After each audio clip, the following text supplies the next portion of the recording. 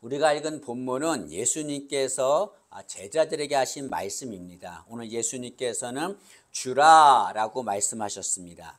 여기 예수님께서 주라라고 말씀하신 것에는 두 가지 뜻이 포함되어 있습니다. 첫째는 돌려받을 생각을 하지 말고 주라는 것입니다. 여러분, 내가 누군가에게 줄 때 돌려받으려고 주는 것은 누구나 할 수 있습니다. 그러나 예수님은 돌려받을 생각을 하지 말고 주라고 말씀하신 것입니다.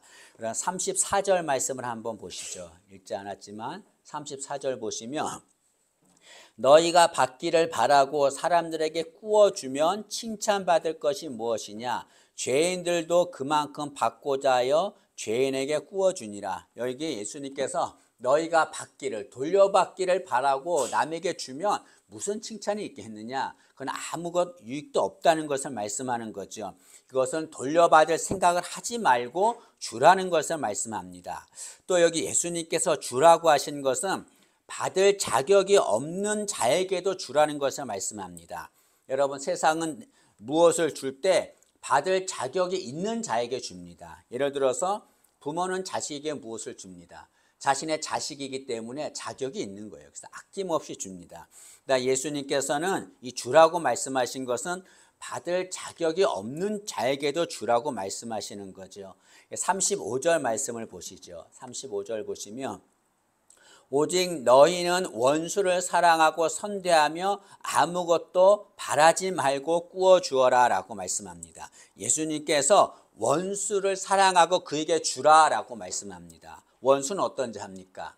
받을 자격이 없는 자입니다. 그런데 예수님께서 원수에게 주라고 하는 것은 받을 자격이 없는 자에게도 주라고 하신 거죠. 이처럼 예수님께서는 주라라고 말씀하셨습니다. 그러나 많은 사람들은 주려고 하지 않습니다. 왜 그렇습니까? 내가 누군가에게 주는 것은 손해가 된다고 생각하기 때문에 그렇습니다. 내가 누군가에게 주면 나는 그만큼 없어지는 겁니다. 때문에 나만 손해를 보는 거죠. 그래서 주지 않습니다. 그러나 그건 잘못된 생각입니다. 주는 것은 절대로 손해가 아니고 복입니다. 왜 그렇습니까? 우리가 주면 주님이 우리에게 주시기 때문에 그렇습니다. 38절 말씀을 보시면 주라 그리하면 너희에게 줄 것이니, 이게 준다는 건 예수님이 주신다는 것을 말씀하는 거죠. 우리가 주면 예수님이 우리에게 주십니다. 그런데 여러분, 예수님이 주실 때는 그냥 주시지 않고 넘치도록 풍성하게 주십니다. 여러분, 풍성해지는 것에 대해서 세상의 계산법과 예수님의 계산법이 다릅니다. 세상의 계산법은 어떻습니까? 무엇을 받아야 풍성해지는 겁니다. 예수님의 계산법은 반대입니다. 우리가 주면 풍성해지는 거죠. 오늘 예수님께서는 우리가 줄 때 넘치도록 풍성하게 주신다라고 말씀하셨습니다. 38절을 다시 보시면 주라 그리하면 너에게 줄 것이니 어떻게 주시는가? 곧 후히되어 누르고 흔들어 넘치도록 하여 너에게 안겨주리라 라고 말씀하셨습니다. 예수님께서 너희가 주면 내가 너에게 줄 것이다. 그냥 주지 않고 풍성하게 줄 것이다. 후히되어 누르고 흔들어 넘치도록 너에게 안겨주겠다라고 말씀하셨습니다. 여기 후히되어라고 하는 말은 푹 퍼서 담아준다는 겁니다. 아낌없이 푹 퍼서 담아준다는 거예요. 누른다라고 하는 것은 퍼 담은 것을 꽉꽉 누르는 것을 말합니다. 왜냐하면 꽉꽉 눌러야 더 퍼 담아줄 수 있기 때문에 그렇습니다. 흔든다고 하는 것은 꽉꽉 눌러도 여러분 공간이 생길 때가 있습니다. 그 공간이 생기지 않도록 흔드는 겁니다. 흔들면 그 공간이 가득 메워지는 거죠. 그리고 넘치도록 한다는 것은 가득 채워진 것이 밖으로 흐르도록 더 계속 퍼담아 준다는 것을 말씀합니다. 예수님께서 너희가 주라 그럼 내가 너에게 주겠다. 그냥 주지 않고 풍성하게 주겠다. 내가 푹 퍼담아서 주겠다. 꽉꽉 눌러주겠다. 그리고 공간이 생길 때 공간이 다 메꿔지도록 흔들어서 더 퍼담아서 넘치도록 주겠다라고 말씀합니다. 그것을 내가 너희에게 안겨주리라 라고 말씀합니다. 여러분, 이 안겨주리라 라고 하는 말씀이 참 은혜가 있습니다. 두 가지 뜻이 있습니다. 하나는 안겨준다는 것은 남에게 빼앗기지 않도록 예수님께서 직접 우리 품에 안겨주신다는 것을 말씀합니다. 직접 안겨주시는 거예요. 또 하나 여기 안겨준다라고 하는 말은 가슴까지 차오르도록 주시겠다는 것을 말씀합니다. 여기 너희에게 안겨주리라 라고 하는 것은 가슴까지 차오르도록 주겠다는 것을 말씀합니다. 이게 뭘 말합니까? 예수님은 우리가 줄 때 우리에게 주시는데 그냥 주지 않고 바닥에 깔릴 정도로 주신다는 게 아닙니다. 바닥에 깔릴 정도로 주시지 않고 가슴까지 차오르도록 그렇게 풍성하게 주신다는 것을 말씀합니다. 여러분, 이 말씀을 보세요. 후이되어 누르고 흔들어 넘치도록 안겨주겠다. 이 말 속에는 예수님께서 우리에게 주고 싶어서 안달나신 모습을 그리고 있습니다. 주님은 우리에게 너무나 많은 걸 주고 싶어요. 풍성한 복을 주고 싶어요. 그 복을 주고 싶은데 그 복을 받는 비결이 무엇이냐? 너희가 주라는 거죠. 주면 내가 이런 복을 주겠다. 내가 기다리고 있다. 이 복 주기를 기다리고 있으니까 주라라고 말씀하고 있습니다. 여러분, 성경에서 남에게 주어서 넘치도록 풍성한 복은 받은 자들이 많이 나옵니다. 그 중에 한 사람 엘리야라고 하는 사람이 있는데요. 이스라엘에 3년 6개월 동안 비가 오지 않았습니다. 그러다 보니까는 물이 부족하죠. 그리고 물이 무엇보다 귀합니다. 그런데 그런 상황에서 엘리야가 하나님 앞에 제사를 드립니다. 근데 제사를 드릴 때 엘리야가 어떻게 하냐면 그 제사 드릴 제물 위에다가 물을 4통씩 3번을 붓습니다. 그럼 12통을 붓는 겁니다. 여러분, 3년 6개월 동안 가뭄이에요. 비 오지 않습니다. 무엇보다 물이 부족하고 정말 귀한 겁니다. 그 귀한 물을 엘리야가 4통씩 3번 갖다 붓습니다. 그로 인해서 물이 제단에 흐르고 도랑에도 가득 찼습니다. 그 모습을 보고 사람들이 엘리야를 비난했을 것입니다. 미쳤다. 지금 물이 없고 부족하고 귀한데 저런 물을 저렇게 헛된 곳에 갖다 붓냐라고 비난했을 것입니다. 그런데 그렇게 엘리야가 물을 쏟아 붓자 주자 어떤 일이 일어났습니까? 하나님께서 3년 6개월 동안 비 오지 않는 땅에 큰 비를 내려주셨습니다. 풍성한 복을 주셨다는 걸 말씀하는 거죠.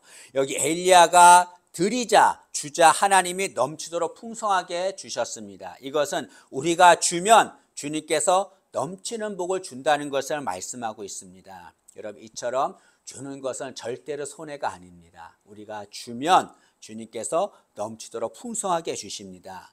네, 여러분, 성경 우리에게 놀라운 것을 가르쳐 줍니다. 그것은 우리가 누군가에게 주는 것은 곧 하나님께 드리는 것이라고 말씀하고 있습니다. 잠언 19장 17절 말씀입니다. 가난한 자를 불쌍히 여기는 것은 여호와께 구워드리는 것이니 그의 선행을 그에게 갚아주시리라. 여기 가난한 자들에게 불쌍한 자에게 주는 것, 그것은 여호와께 드리는 것이다 라고 말씀합니다. 얼마나 놀랐습니까? 여러분 때문에 내가 누군가에게 준다는 것은 그 사람에게만 주는 것이 아닙니다. 하나님에게 드리는 것입니다. 때문에 우리는 누군가에게 줄 때 내가 하나님께 드린다 생각하고 주는 자가 되어야 합니다. 그러면 하나님이 넘치도록 풍성하게 해줄 줄로 믿습니다. 근데 혹자는 이렇게 생각합니다. 여기 예수님께서 주라라고 말씀하신 것을 가지고 물질을 주는 것으로만 생각합니다. 그래서 나는 물질을 가진 것이 아무것도 없기 때문에 나는 줄 수 없습니다 라고 말합니다. 근데 여기 예수님께서 주라고 하시는 것은 물론 물질도 포함되지만 물질만을 말하지 않습니다. 예수님이 주라고 하시는 것은 물질만이 아니라 너의 마음을 주라는 것을 말씀하는 거죠. 여러분 27절 말씀을 한번 보시죠. 27절 6장 27절 말씀 보시면 그러나 너희 듣는 자에게 내가 이르노니 너희 원수를 사랑하며 너희를 미워하는 자를 선대하며 라고 말합니다. 여기 예수님께서 원수를 사랑하라고 하는 것은 원수에게 사랑을 주라는 거죠. 미워하는 자를 선대하라고 하는 것은 너를 미워하는 자에게 친절을 주라는 것을 말씀합니다. 또 28절 말씀 보시면 너희를 저주하는 자를 축복하며 너희를 모욕하는 자를 위하여 기도하라. 너를 저주하는 자에게 축복을 주며 너를 모욕하는 자에게 그의 기도를 주라라고 말씀하고 있습니다. 여기 사랑을 주라, 친절을 주라, 축복을 주라, 기도를 주라는 것은 무슨 말입니까? 너의 마음을 주라는 것을 말씀합니다. 이처럼 예수님이 주라고 하신 것은 물질만을 말하지 않습니다. 여러분, 마음을 주라는 것을 말씀하는 거죠. 때문에 여러분, 물질이 없다고 아무것도 줄 수 없다고 생각할 필요 없습니다. 그를 위해서 나의 시간을 주고 관심을 주고 격려를 주고 기도해 주고 그런 것이 다 주는 것이지요. 주님은 그런 자를 넘치도록 풍성하게 주신다라고 말씀하고 있습니다. 여러분, 우리가 누군가에게 주면 상대방 그것을 위해서 살게 됩니다. 여러분, 우리는 주는 자가 되어서 누군가에게 유익을 주는 삶을 살아야 합니다. 미국 작가인 마크 트웨인이라고 한 사람이 이런 말을 했습니다. 우리가 죽을 때 장의사도 애도하는 삶을 살자라고 말했습니다. 여러분, 장의사도 애도하는 삶을 살자, 이 말의 뜻이 무엇입니까? 장의사는 어떤 자입니까? 죽은 사람을 장례해주는 일을 하는 사람입니다. 그것이 직업이에요. 때문에 장의사는 사람이 죽으면 좋아합니다. 절대로 사람이 죽으면 그를 애도하지 않습니다. 슬퍼하지 않습니다. 그런데 장의사가 애도한다는 것은 무슨 말입니까? 그 사람이 죽는 것을 안타까워하는 거예요. 그 사람을 진심으로, 그 사람이 죽은 것을 진심으로 안타까워하는 것을 말합니다. 장의사가 죽을 때 애도하는 마음을 갖게 한다고 하는 것은 그 죽은 사람이 여러 사람에게 유익을 주었기 때문에 장의사조차도 그 사람이 죽은 것, 자신의 직업이 장의사임에도 불구하고 죽은 자를 애도한다는 거죠. 그 죽은 자가 그만큼 남을 위해서 유익한 삶을 살았다는 것을 말씀합니다. 우리가 그렇게 죽을 때 장의사도 애도하는 삶을 살자라고 말하고 있습니다. 여러분, 우리가 죽은 모습을 보고 사람들이 진심으로 애도하도록 이웃에게 유익을 주는 그런 삶을 사는 우리 되기를 간절히 원합니다. 내게 있는 것을 줄 때 상대방이 유익을 얻습니다. 우리 그런 삶을 살기를 진심으로 소망합니다. 근데 여러분, 우리가 줄 때 상대방을 살게 하는데 놀라운 것은 상대방뿐 아니라 주는 우리 자신도 살게 되는 거죠. 여러분, 이스라엘에는 두 개의 호수가 있습니다. 갈릴리 호수와 사해입니다. 이 두 호수는 헐몬산 밑에 있습니다. 갈릴리 호수가 위에 있고 사해가 밑에 있습니다. 그런데 크기는 이 갈릴리 호수가 사해의 5분의 1밖에 되지 않습니다. 그런데 갈릴리 호수에는 많은 물고기가 삽니다. 사해에는 아무런 물고기도 살지 않습니다. 그 이유가 무엇이냐면 이 헐몬산에서 눈이 내려서 밑으로 물이 흐르는데 그 물이 두 호수로 흐릅니다. 그런데 갈릴리 호수에는 이 헐몬산이 받은 물을 다시 밑으로 사해로 흘러보냅니다. 근데 사해는 그렇지 않습니다. 받은 물을, 갈릴리에서 받은 물을 흘려보내지 않습니다. 그로 인해서 염도가 높아서 거기에 물고기가 살 수 없습니다. 여러분, 갈릴리 호수가 물을 흘려보냈기 때문에 그 호수가 살아날 수 있었습니다. 거기에 많은 물고기가 살 수 있게 되었습니다. 마찬가지로 우리가 누군가에게 주면 상대방만 사는 것이 아닙니다. 나도 살게 되는 거죠. 절대로 우리가 주는 것은 손해가 되지 않습니다. 예수님께서 우리에게 말씀합니다. 주라, 그럼 내가 너에게 줄 것이야. 그냥 주지 않고 풍성하게 줄 것이야. 그리고 너만 사는 것이, 그 사람만 사는 것이 아니라 너도 살게 된다라고 말씀하셨습니다. 여러분, 여기 예수님께서 주라라고 말씀하셨는데 예수님은 말씀만 하시지 않았습니다. 예수님은 직접 주는 삶을 사시고 우리에게 주라라고 말씀하신 것입니다. 예수님은 어떤 분이십니까? 예수님은 하나님이십니다. 천지를 창조하신 전능하신 하나님이십니다. 그 하나님이 이 세상에 천한 인간의 모습으로 오셨습니다. 왜 그렇게 하나님이 천한 인간의 모습으로 오셨습니까? 그것은 우리를 위해서 자신의 목숨을 우리에게 주고 우리를 구원하시기 위해서 오신 것입니다. 마가복음 10장 45절입니다. 인자가 온 것은, 예수님이 오신 것은 섬김을 받으려 함이 아니라 도리어 섬기려 하고 자기 목숨을 많은 사람의 대속물로 주려 함이라. 예수님이 오신 것은 내가 너희를 위해서 나의 목숨을 주기 위해서 왔다라고 말씀하고 있습니다. 여러분, 예수님은 우리를 위해서 십자가에 달리셨습니다. 그때 십자가에서 7마디 말씀을 하셨는데 그때 예수님이 이런 말씀하셨습니다. 마태복음 27장 46절입니다. 예수께서 크게 소리질러 이르시되 엘리 엘리 라마 사박다니 하시니 이는 곧 나의 하나님 나의 하나님 어찌하여 나를 버리셨나이까. 예수님은 십자가에서 하나님 하나님 어찌하여 나를 버리셨습니까? 라고 하나님 앞에 절규했습니다. 근데 여러분, 이 예수님의 절규가 하나님을 원망하는 소리가 아닙니다. 하나님 왜 죄 없는 나를 죽게 하셨습니까? 왜 나를 버리셨습니까?